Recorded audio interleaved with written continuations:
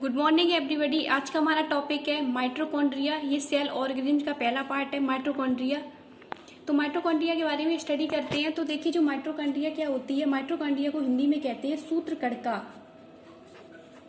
इसे हिंदी में कहती है क्या, सूत्र कणिका। तो देखिए माइटोकॉन्ड्रिया क्या होती है। जो माइटोकॉन्ड्रिया होती है वो प्लांट एवं एनिमल दोनों सेलों में पाई जाती है।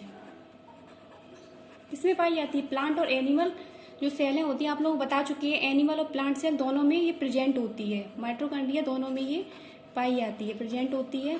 और इसका दूसरा पार्ट देखिए, इसे क्या कहा जाता है? माइटोकॉन्ड्रिया को कहा जाता है second largest of cell, largest part of cell.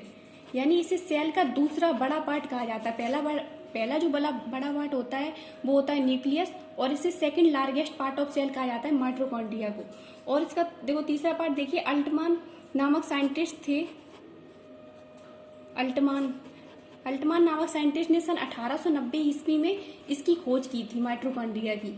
इसकी इन्होंने खोज की, लेकिन एक साइंटिस्ट आए बेंडा नामक साइंटिस्ट ने सन 1900 में इसे माइटोकॉन्ड्रिया नाम दिया।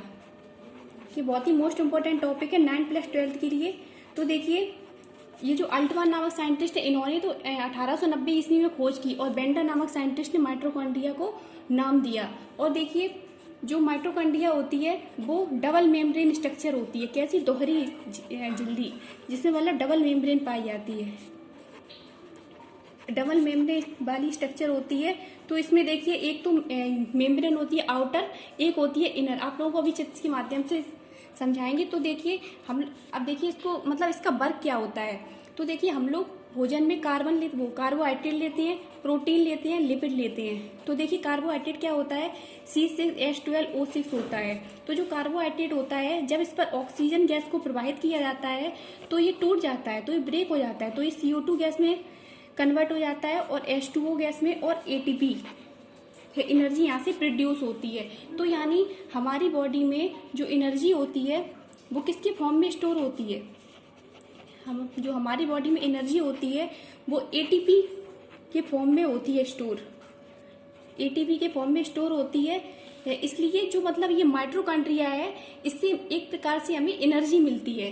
यानी जो भी एनर्जी होती है वो इसमें मतलब इसके थ्रू हम लोग वो लेते हैं, एनर्जी लेते हैं। तो इसलिए इसे पावर हाउस ऑफ सेल कहा जाता है। कोशिका का पावर हाउस किसको कहा जाता है? माइटोकॉन्ड्रिया को कहा जाता है।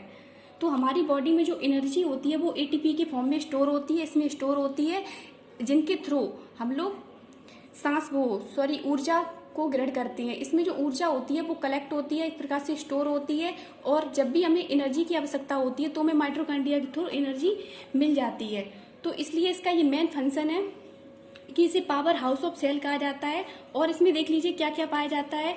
और इसमें जो प्रोटीन होती है, प्रोटीन की मात्रा होती है 65% होती है, और जो RNA होता है, RNA इसमें केवल पाया जाता है 5%, और जो DNA होता है, DNA पाया जाता है कुछ मात्रा में, ज़्यादा नहीं पाया जाता है, कुछ रेयर कंडीशन पाया जाता है। तो आप लोगों को दोबारा समझा देते हैं। माइटोकॉन्ड्रिया को सूत्र कणिका कहा जाता है। प्लांट और एनिमल दोनों सेलों में ये प्रेजेंट होती है।